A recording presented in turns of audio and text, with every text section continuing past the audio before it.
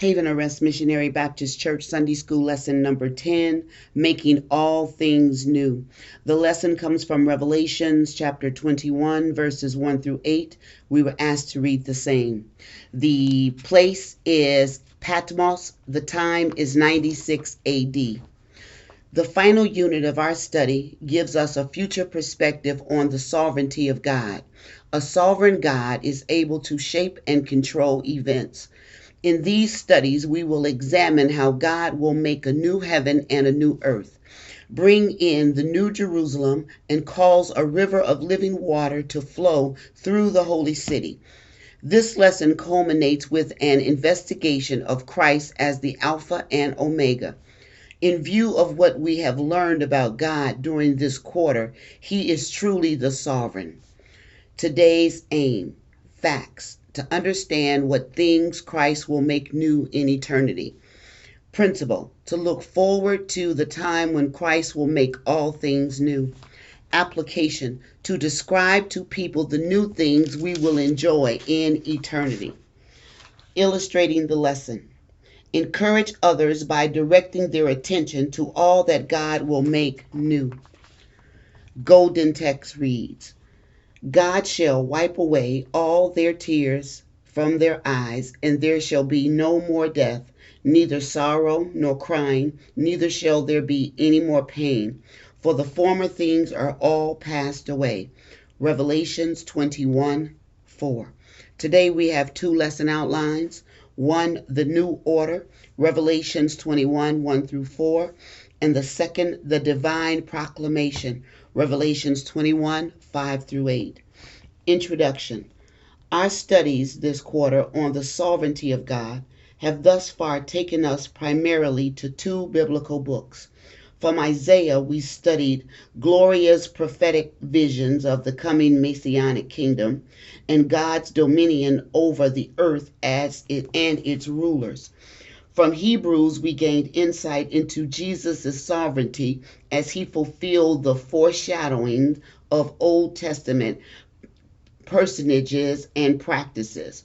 Our final unit takes us to the book of Revelation with its visions of the consummation of God's program for the world and mankind. Here Jesus can be seen as Alpha and Omega. He who created the world and upholds it by his power will purge it and direct it to its final end. Our lessons are taken from the final two chapters, which depict the conditions that will exist after heaven and earth have been completely remade. From our vantage point, these conditions seem unbelievable. We are so used to selfishness, skepticism, deceit, violence, sickness, sorrow, and death that we cannot fathom a world free of them. Yet John's vision assures us that our sovereign God will make all things new. The new order, Revelations 21:1. And I saw a new heaven and a new earth, for the first heaven and the first earth were passed away, and there was no more sea. Verse 2. And I, John, saw the holy city, New Jerusalem, coming down from God out of heaven, prepared as a bride adorned for her husband. Verse 3. And I heard a great voice out of heaven saying, Behold, the tabernacle of God is with man, and he will dwell with them, and they shall be his people, and God himself shall be with them and be their God. Verse 4. And God shall wipe away all tears from their eyes, and there shall be no more death, neither sorrow nor crying, neither shall there be any more pain, for the former things are passed away. The universe remade. Revelations 21:1. Our text stands at the beginning of the final section of Revelation. The messages to the churches of Asia in John's day, chapters 1 through 3, are followed by visions of God's intensifying judgments on the unbelieving world, chapters 4 through 19. This culminate in the millennium, Satan's final revolt, and the judgment of the great white throne, chapter 20. Now John was given one final vision, And I saw a new heaven and a new earth, Revelations 21:1. With this we pass from time into eternity. The word for new emphasizes not so much newness chronologically, but newness in quality. The new universe is fresh and superior to the obsolete heaven and earth that now exists. Isaiah 65:17, 66:22, 2 Peter 3:10 through 13. In Scripture, heaven usually refers to the atmosphere and outer space surrounding the earth. Genesis 1:1. God created the first heaven and earth for human habitation and use, but they have been corrupted by sin and death and are currently dominated by Satan. Luke 4:5 through 6, John 12:31, Ephesians 2:2 and 6:12. Therefore, they will not be merely renovated, but will completely disappear. Hardly any detail is given to describe the new heaven and earth, but John did note that there was no more sea, Revelations 21:1. In Scripture, the sea is seen as a place of storms and grave danger, Psalms 107:23-28, Jonah 1:4. In addition, it symbolizes political restlessness, Daniel 7:2-3, Revelations 13:1, and personal instability bred by sin, Isaiah 57:20, James 1:6, Jude 1:13. It therefore has no legitimate place in God's new order. The New Jerusalem described, Revelations 21:2-4. John now focused on the most important aspect of God's new order, the holy city. New Jerusalem coming down from God out of heaven.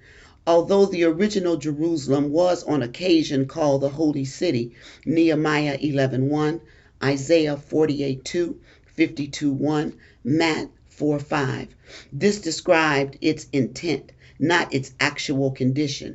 In reality, Old Jerusalem often became a spiritual harlot.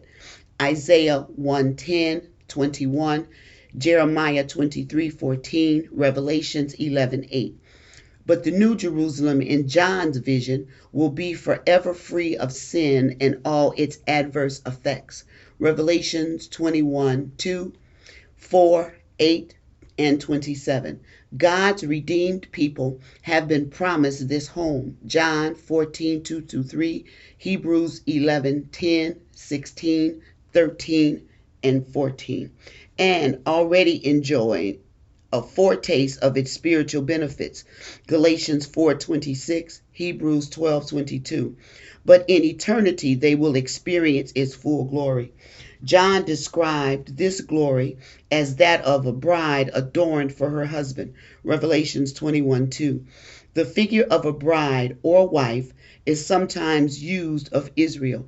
Isaiah 54:5, Jeremiah 31:2, or the church. 2 Corinthians 11:2, Ephesians 5:25-27, Revelations 19:7-8.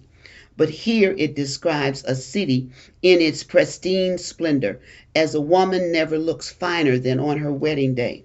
So God will adorn this city with beauty for the joy of his saints. Its perfect appearance will match the holiness of its residents. We need to distinguish between this new Jerusalem that descends from heaven and the Jerusalem of the millennium. The Old Testament prophets foresaw the day when Jerusalem will be restored and become the center of the Lord's worship and rule. Isaiah 52:7-9, Jeremiah 33:16, Zechariah 2:10, 14:9-11. But it is still the old Jerusalem belonging to the earthly order that will pass away. It is interesting that God depicts the final and ideal state of things as a city and not, for example, a garden like Eden. Cities on earth can be sources of pride and places of great promise, yet they always fall short of their ideals and eventually decay and fall. But the heavenly city is the final fulfillment of human societal life, where interdependent human beings will go about their activities without disappointment. The key to this perfect environment is found in Revelations 21:3. Behold, the tabernacle of God is with men, and he will dwell with them. The speaker is not identified, but the pronouncement is authoritative, having come out of heaven, or, as some manuscripts say, out of the throne. The reference to the tabernacle brings back the imagery of the portable tent in the wilderness where God chose to live among his people. Exodus 25:8, 29:44 through 46. Here, however, it should not be taken literally, but as a symbol of God's presence. Leviticus 26:11, Ezekiel 37:27. The verb will dwell in Revelation 21:3 literally reads will tabernacle, thus reinforcing the image. God's presence in the heavenly city, however, will be no temporary sojourn, for its residents will be his people, and God himself will abide with them and be their God. This promise was originally made to Israel, but they forfeited it because of their apostasy. They will never be That will never be a problem in the New Jerusalem, for it will be populated by glorified and perfected human beings. His people literally reads his peoples in most of the Greek texts of Revelations 21:3. This would emphasize that God's redeemed will come from all nations and kindreds and people and tongues. 7:9. His solidarity with them is reinforced by the statement that God himself will be with them and will be their God. His presence will not be passive, for he will abolish all the sufferings of the past. He will wipe away every tear from people's eyes. This is a touching picture of God's tender love manifested to each person individually. Isaiah 25:8. He cares about the exact cause of each tear. Tears will be banished because their cause will be abolished. No more death, neither sorrow nor crying, neither shall there be any more pain. Revelations 21:4. Death has wreaked havoc with mankind ever since the fall, and although rare, will even occur in the millennium. Isaiah 65:20. It is the last enemy Christ will destroy. 1 Corinthians 15:25 through 26. But when he does so, its sting will be forever nullified. Verses 54 through 57. With the abolition of death will go the abolition of sorrow, the severe grief for the death that is usually manifested in the external lamentations. Also gone will be crying, the loud outcry one might utter at a time of grief. With the disappearance of death, there will no longer be occasion for these manifestations. Finally, there will be no more pain. The intended idea here is that of distress, suffering, and affliction. Sometimes hard labor or toil is in view. This is a potent reminder that it was sin that made labor distressful. Genesis 3:17 through 19. When the old order of things, including sin, has passed out of existence, the pain that comes from work or from any other source will disappear. The divine proclamation, verse 5. And he that sat upon the throne said, Behold, I make all things new. And he said unto me, Write, for these words are true and faithful. Verse 6. And he said unto me, It is done. I am Alpha and Omega, the beginning and the end. I will give unto him that is athirst of the fountain of the water of life freely. Verse 7. He that overcometh shall inherit all things, and I will be his God, and he shall be my son. Verse 8. But the fearful and unbelieving and the abominable and murderers and whoremongers and sorcerers and idolaters and all liars shall have their part in the lake, which burneth with fire and brimstone, which is the second death. The completion of God's purpose. Revelations 21:5 through 6a. At this point in John's vision, he that sat upon the throne spoke to him. This seems an obvious reference to God the Father. 4:9 and 11. It is rare in Revelations to have direct utterance from God. His pronouncements are usually made by angels. We may therefore rest assured that the declaration is of utmost significance. God said to John, "Behold, I make all things new." Revelations 21:5. This refers to the heaven and earth that John saw, verse 1.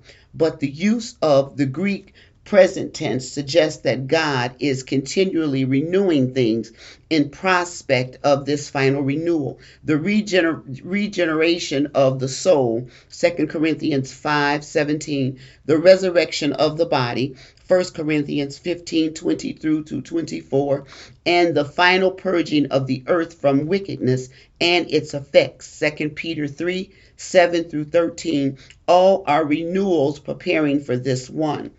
John was commanded, "Write, for these words are true and faithful." Revelations 21:5. From the outset, John was commanded to write whatever he saw for the benefit of the seven churches of Asia. 1, 11, and 19. Some of this consisted of instruction to the individual churches, chapters 2 through 3. The rest pertained to future events. At this point, John was given a special command to write down what he had just seen and heard of the new heaven and earth. It is as if he had been so overwhelmed by this vision of future perfection that he forgot to write about it and had to be reminded. Or, at the very least, God considered this new creation so significant that he added a special command to record it. The persecuted churches of John's day needed this assurance that God was controlling events and guiding them toward his predetermined goal of perfection. His words are trustworthy and genuine. They will come to pass. The same words are used to describe Jesus Christ, the living word, Revelations 19:11. God had some further words. "It is done. I am Alpha and Omega, the beginning and the end." Revelations 21:6. With the same Greek word he used to declare the conclusion to his judgments, 16:17. He announced the completion of his new creation. The churches in distress needed to be assured that God's eternal plan is as certain as if it had already occurred. God can afford to give this assurance because he is the Alpha and the Omega, the beginning and the end. These first and last letters of the Greek alphabet express his nature as creator and perfecter of all. What he began in the original creation, he will bring to completion in the new creation. It is his inherent nature to do so. Chapter 1, verse 8, chapter 22, verse 13. The separation of good and evil.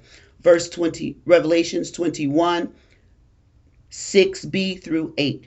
The Lord declared that not everyone will enjoy the new heaven and new earth. A choice is necessary. This is evident in the initial promise, "I will give unto him that is athirst of the fountain of the water of life freely." The blessings of salvation are pictured as thirst satisfying water. John 4:13 through 14, 7:37 through 38, Revelation 7:17. This promise is later repeated, Revelations 22:17. It seems inconceivable that salvation should be thus offered to unworthy sinners, yet it is given freely, without cost of any kind, whether money or merit. Isaiah 55:1, Romans 3:24, 6:23. But there is one stipulation: the recipient must be thirsty for it, as water does no good for the one who has no desire for it. So salvation cannot benefit one who does not crave it to meet his need. The self-sufficient will not be saved. He that overcometh, Revelations 21:7, refers to the one who has drunk of God's salvation. He continues in faith to overcome the world's evils, 1 John 5:4 through 5. The phrase recalls promises made to overcomers in the seven churches of Asia, Revelations 2 through 3. God will make sure all his own partake of his eternal blessings. The promise here is that the victorious one will inherit all things, and I will be his God, and he shall be my son. Revelations 21:7. The promised inheritance includes all the blessings of the new creation, verses 1 through 4, and the believer will enjoy them as a privileged member of the divine family. Son stresses not just being a member of God's family, but being an heir in it, partaking of the status enjoyed by Christ. Romans 8:16 through 17. But a different fate awaits sinners who fail to acknowledge their need. Revelations 21:8. 8 categories of unrepentant sinners are enumerated, all of whom will be excluded from the New Jerusalem. The fearful are the cowardly, who, unlike those who overcome, manifest fear of men instead of fear of God. The unbelieving refuse to accept God's message, and the abominable are given over to a disgusting life. Also excluded are all murderers, especially those who have been involved in massacring God's people. Revelation 16:4 through 6, 17:6. The next group, the sexually immoral, sorcerers, and idolaters, are all identified one way or another with false religion. Liars, of course, tell falsehoods, but also reject God's truth, whether in word, life, or doctrine. There is no place for any of these in the New Jerusalem. 21:27, 22:15. Rather, they are part of spiritual Babylon. 17:1 through 6. And they will share Babylon's fate. Their place will be in the lake that burns with fire and brimstone, the second death. This is the eternal fate prescribed for the beast and the false prophet. Revelations 19:20. For Satan, 20:10. For devotees of false religion, 14:9 through 10. And for all whose names are not in the book of life, 20:15. This fate is aptly called the second death, 21:8. 2014. We wish this passage did not end on such a somber note, but it is God's warning that while the water of salvation is offered to all freely, it will do nothing for those who will not acknowledge their thirst. God will not permit his new creation to be defiled by the evil of the unrepentant. Questions. 1. Why is the sea inappropriate for God's new heaven and earth? 2. How will the New Jerusalem differ from the old? 3. To what did John compare the beauty of the New Jerusalem? 4. Compare God's presence in the New Jerusalem with his presence in the Old Testament tabernacle. 5. What aspects of human life will be absent in the holy city? 6. How does God renew things in preparation for the final renewal of heaven and earth? 7. Why was it important for John to record this vision for the churches? 8. Why is it appropriate for God to be called the Alpha and Omega? 9. Who are the ones who overcome? What are they promised? 10. What kinds of people will be barred from the holy city? This concludes our Sunday school lesson for Sunday, November 6, 2016. Thank you for listening. God bless.